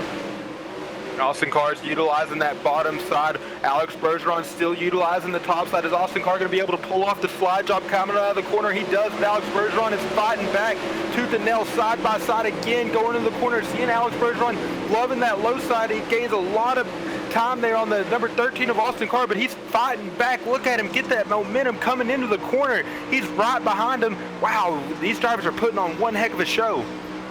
One heck of a show indeed. You're watching on the top lane right now of Austin Carr as it has been back and forth. We've seen that move a few different times coming out of 3 and 4. Right now it has been who has the best momentum on the corner exit to be who comes out with the lead. They are running both in the middle groove on that time as they are very close coming to the start and finish line. Just a tenth and a half separate the two drivers across the line. Bergeron not the best run on the exit. Right on the back bumper's car as he's going to slide through the slick and try and make it stick. Still trying to make it stick. He is going to make it stick. They'll go side by side across the start and finish line. Bergeron takes the lap, but we still have a long way to go. 19 laps to go as they still go side by side. Coming into the corner again, still side-by-side action. Now we're seeing Alex Bergeron using that top side. Seeing Austin use it a lot to get the momentum and to take it side-by-side by Alex. But now Alex is taking out of a page out of Austin's playbook. Look at Alex. He puts those right rear wheels right up against that wall on top of the cushion. You can see some ruts are developing in the entry of the corner as they're bouncing up and down. How is he keeping that thing off the wall? I do not know. But Austin Carr is still battling on the inside. He's going to go way down the bottom. He's going to come to the slick stuff, try to come up, try to pull off the slide job. Almost spins it. Alex Bergeron says not today. He comes on the bottom and he takes the lead again going to the corner. And able to slide back on up, but it's been about the momentum on the exit of the corners. Austin Carr, he's going to take the lead on this lap as he's going to ride through the slick, pushing on up, still side by side, keeping the momentum he needs to out of turn number 2. They come very close to contact as Carr rides along the bottom. He can't keep the momentum this time. Bergeron still in the lead with 15 laps to go. Lap traffic to start to worry about here as Brad Speidel is right in front of them. These drivers are going to have to be very careful going around lap traffic, but hopefully these lap cars do know that these drivers are fighting for that first position, so maybe they'll pull over. He does, as Spindle's going to pull over to the bottom side and let these leader go. Both of these drivers, Alex Bergeron and Austin Carr, both using the top side into the corner. Going to have to see if they try to change up their line, if they're going to still use the same lines. And no, Alex Bergeron's going to the bottom. Look at this track. It's really starting to slick off as there's rubber laid down everywhere. Yeah, you see that shiny stuff? That is the slick he's referring to. That is covering just about the entire high side towards the cushion at this point. As Bergeron tries to still hang on, going all the way to the bottom this time. Carr using more of the middle groove as they still go back and forth up the front. Meanwhile, fighting for 10th position, pardon me, as right now in that 10th position, it is getting very close in the hornet's nest. Lewis Hewitt right now along the battle. Anthony Lopresto alongside, side by side with Corey Rensel right now. And we talked to Lewis Hewitt earlier before the A main, and he said he's got a very fast car. He was just hoping to get a top 10 out of tonight. Well, right now he's sitting in that 10th position, and right now we've got a battle for that 12th spot as there's 3 wide going to the corner with Corey Witzel in that 888 and Casey Graves in that 01. They're side by side. They almost touch. Look at Casey utilizing that high side, getting the momentum into the middle of the corner. Is he going to pull it out of the corner? No, he's not. It's a 888 of Corey Witzel. Uses the slide job, goes on top of him. Corey comes back to the inside, and now we've got the 36 of Nathan Davis sitting right behind him, just licking his chops and waiting. And in the 54, Brett Wheeler says, wait a second, guys. I wanted in this action too. Is the number 36 of Nathan Davis and Corey Witzel. They touch going into the corner. A lot of action across the track. You're seeing that around the top 10 spot right now. Wanting to get a strong finish. But meanwhile, this is continuing on as the battle for the lead continues on. Austin Carr able to get single file now with Alex Bergeron. Able to get the better run out of turn 2. He's going to have to try and keep it into turn 3. Using the left front right below the slick. Trying to keep the best line possible and the best momentum possible. This time, a little bit more into the slick for Carr. This time below Alex Bergeron.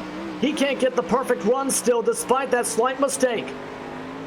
And right now we've got a three-way battle for the third spot too. See a driver go up high as these drivers are fighting all over the track, and right now we're going to focus in on that, on the leaders as they're getting close here to 5 laps to go. 5 laps to go, coming around next time by. You're seeing the camera view of the leader at this moment. Austin Carr trying to hold on, the Florida driver. Having Alex Bergeron right on behind, trying to keep his number 13 machine up at the front. They got to worry as Tim Smith is starting to close on in the third spot, along with 4th and 5th right on behind him. You see that view with Bergeron trying to close on in, and that includes these 3 drivers. These 2 drivers are fighting too, with John Batista and Tim Smith fighting nose to tail as these drivers, they want that 3rd position to get up here and try to get an interview with him with us afterwards towards the end of the race. Tim Smith utilizing the low side is going to be able to pull it off. If not, John Batista gets all the momentum on the high side as we cut back to the leaders with Austin Carr in that Dirtco Media House sprint car. He's got about a 0.7 second lead. How is he pulling this off? He's beating one of the best, Alex Bergeron. This might come down to the setup and fuel situations here, coming to 3 laps to go, this time by his 2. Trying to hold on, Austin Carr. Bergeron running all the way alongside the cushion, trying to get any kind of momentum he can. Coming towards a lap and a half to go. Carr still uses the bottom side. Bergeron now goes back to the bottom side as they have the run. White flag is out. We are coming to 1 to go as on the bottom side, Carr still keeping it in front of Bergeron. Pulling out with a lot of momentum on the exit is Carr. He's going to move it a bit more into the slick. Can Bergeron take advantage? There's not enough time. Austin Carr will take the checkered flag and win here in Knoxville. Austin Carr did it. He beat Alex Bergeron. Austin Carr, that number 13 Dirtco Media House, is going to pull out the victory tonight here at Knoxville. He's going to do a burnout right in front of the fireworks, and fireworks is how you explain this race for sure. We've seen battles all over the track, but in the end, as the celebrations begin, that number 13 Austin Carr is going to take the victory here tonight at Knoxville. A very strong victory for the Brandon, Florida native to come away with the victory in the number 13 machine. You can see him continuing to celebrate in 3 and 4 in what was a very strong victory. You've seen the lap-by-lap comparisons pulling away right at the end of this one. And a very strong run celebrating with his teammate. That teammate is Cody Hartlaub right down the front stretch. With that, here on RaceSpotTV, we're going to take a quick commercial break as everyone celebrates down on that front stretch. We'll be right back here in just a moment. Crazy control. They're missing each other by an inch, sliding each other. I mean, they know what they're doing, and it's poetry in motion.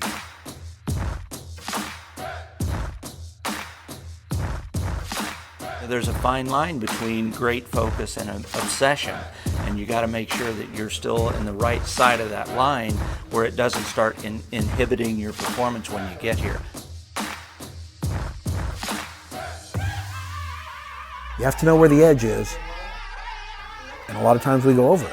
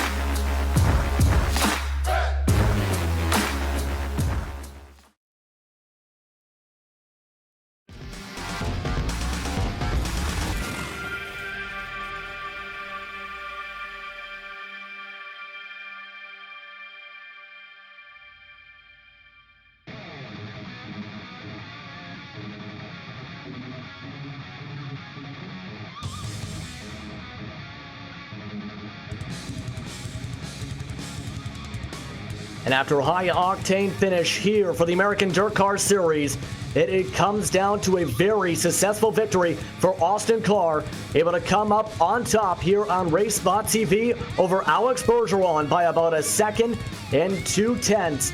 And what was a very strong finish for him here in the American Dirt Car Series. Tim Smith, once again, a strong finish. This time it's not a second, but a third-place finish. Comes away in the top 5 with Cody Hartlob coming away in 4th. Lewis Hewitt in 5th. Along behind them is Michael Sheridan, Casey Graves, Nathan Davis, Kevin Lovies, and Anthony Wilpresto rounding out the top 10. It was an exciting finish. Outside the top 10 to round out your top 20, Stephen Reynolds, Brett Wheeler, Corey Wenzel, Stephen Hill, Randy Chenoweth, along with Dakota Collin, along with Dylan Selman. Austin Selman, his brother, follows right on behind him. Both of them, the first cars to lap down. Chris Brenner and Terry Renner also finishing a lap down. That rounds out your car with a 24-car grid. Brad Spittle, alongside with the final few cars, not making it to the finish line here, Davis. Yeah, and just what an awesome race these drivers put on here tonight. But Austin Davis pulling out the victory here tonight. The upset, you might say, here with that Dirt Co Media House sprint car machine. Man, he really showed that he could race with the best of them here as he beat Alex Bergeron by almost a full second. Very strong victory indeed. And with that, we're going to talk to your top 3 for tonight's event for the American Dirt Car Series Sprint Cars. Let's go to your race winner to start things off. Austin Carr joins us here on RaceSpotTV. Austin, how do you feel after coming away with a huge victory over Alex Bergeron? Yeah, I'm pretty calm, cool, and collected. I mean, that was a really good race. I was just biding my time straight through the middle there. It's just good to race up front with people and then just have a great race like that. Me and him were side by side for literally 20 of those laps. It's just awesome we can do that and put on a good show for everybody. It definitely was a good show. Talk us through all the battles, though, that you were going through to try and keep the lead for much of the race with Alex Bergeron. Having to switch the lines, going side by side for about a third of the race, so to speak, really, for tonight. Yeah, I was just testing where he was going. I mean, I could see he was just good all over the track, and every time I would throw a slide job, it really wouldn't stick like I wanted it to. And eventually I just threw it off in there. One time I just got caught on the outside and just drove straight through the middle there. But I mean, it was pretty nerve-wracking because I didn't know where he was going, but it was definitely awesome. It was definitely awesome to view from the broadcast booth, especially the way you were pulling away down at the end. Tell us right now, really, what's on your mind? After you said you're calm and collected. What's on your mind right now after this victory, and how focused are you on for next week? Yeah, I'm just focused on getting ready for Friday for another race, and just gonna take it from there. And hope next week we can do the same thing and probably not mess up in the VLR race. But definitely excited for next week, especially with all these great competitors. I mean, this field, anybody can come from the back and win in this thing. I mean, everybody's just stout. It's awesome. Is there anybody you would like to thank for this victory, especially since you celebrated with your teammate down the front stretch in Cody Hartlow? Yeah, I got to thank UDSRA with Michael Rosendahl and Dave Flick, the setup master from our team. Definitely had this thing hooked up. Kevin Lovies and Cody. We had that thing rolling. Dirt Co Media House for the sponsor, and Virtual to Reality. That race is on Friday. Definitely you guys up in the booth are putting this on. You guys do a great show. Thank you. Thank you very much for the time. Austin Carr coming away with the victory today here in that Dirt Co Media House number 13. And a very strong win for him indeed in this one. Correction on the last name pronunciation. I meant Hartlob, not Hartlow as his teammate. But Davis now has Alex Bergeron for Victory Lane Racing. Hey, Alex Bergeron, this is Davis Richards up here in the Race Spot booth. Man, what a battle. You and Austin were pulling slide jobs. It seemed like every single lap. That was 40 laps of non-stop, heart-beating racing. Man, we seen you kind of pull off a little there. Were you saving gas, or just take us through those last few laps and what you could have done different there to beat Austin? Yeah, I was running out of fuel, but that was a good battle there. You know, I had to save a lot, but he did a good job. And that was very cool for him. Good for him. He did a good job on the win. Congratulations to him. Now we're gonna run for a championship here. That was a good run. The track was perfect. Can't wait for next week. Hopefully, it's gonna be like that. Yeah, you're right, because you sure know how to put on a show here. You got the last 2 weeks pulling off a second position here. No need to hang your head down low, because you're still leading those points, and I know you've got what it takes to come out there and win next week. Man, are you going to try anything different next week, or just, obviously maybe put a little more fuel in the car, but did you learn anything out there tonight, or are you just going to go out there next week, still run your race, and try to get that top position? No, I'm very confident for next week. But tonight, I think just because the track is a little bit wider, there's less, contact and everything. So one caution tonight was very cool. So I can't wait for next week. And hopefully, we're gonna be in victory lane. But that was a good race tonight. So nothing else to say about it. You're right. Awesome race indeed. But before I let you go here, to go out and get some practice or talk to your teammates, you got anyone out there you want to thank? First, I would like to thanks Tristo. Shoot out to him. He's watching me right now. Thanks for being here, friend. Very cool to see you watching me. Mike as well, and you guys for broadcasting, Dirt Collective, The Drill Spill, Dirt Car Racing, Mar Inc., and Team VLR for the team. We'll see you next week. All right, Alex. Well, we'll see you next week for sure. Good luck out there, and we'll definitely be rooting for you here in the RaceSpotTV booth. Thanks, man. It definitely had a lot to say for sure, and a lot of feedback. As mentioned, he did have the fuel starting to run down. Of course, the more fuel you add to the car, the looser it will be for the sprint cars. That might have come down a little bit too late in the end for that.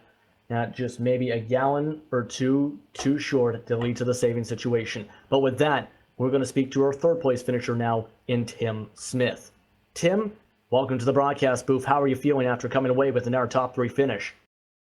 Oh, pretty good about it. It was another solid points night. We came in here second in points, so can't complain about a third. So talk us through the race, really, basically, because it was near the end. You were starting to close in on Carr and Bergeron along with the rest of your group that you're battling for the top 3. Talk us through the intense battles you were going on as you were starting to slowly but surely claw your way back in until around that point.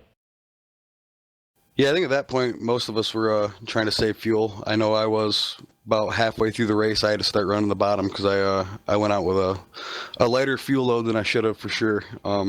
So I just kind of had to creep it around the bottom.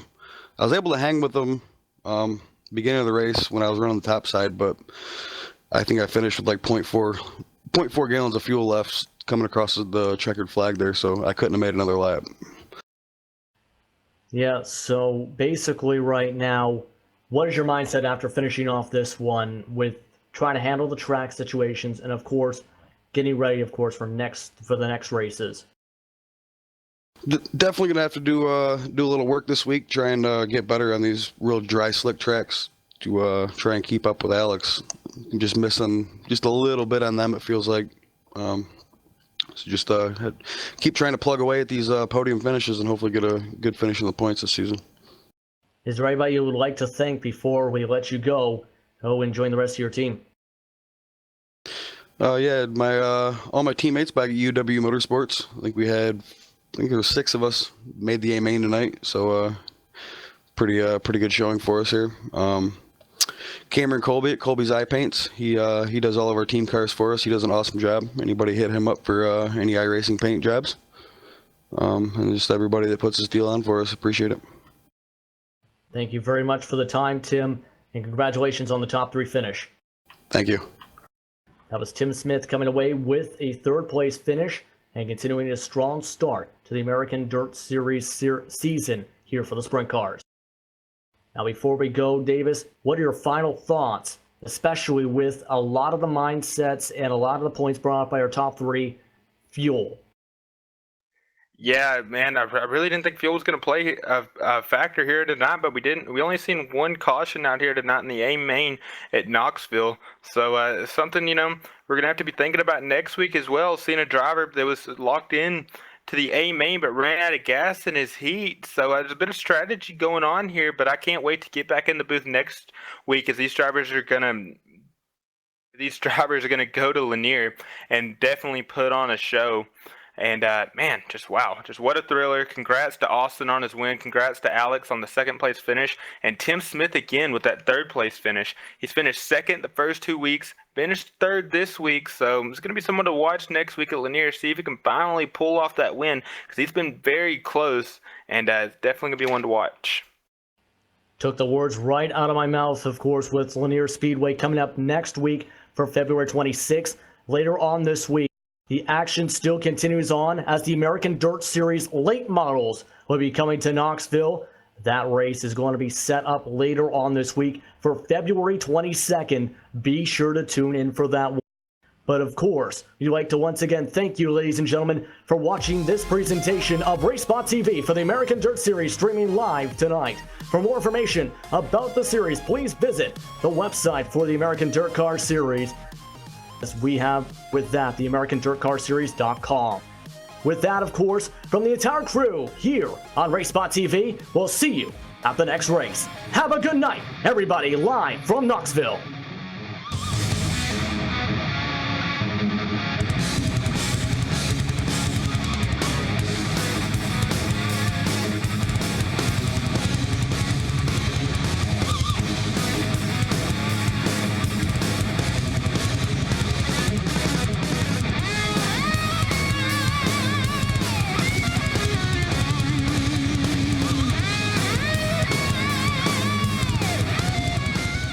Crazy control. They're missing each other by an inch, sliding each other. I mean, they know what they're doing, and it's poetry in motion.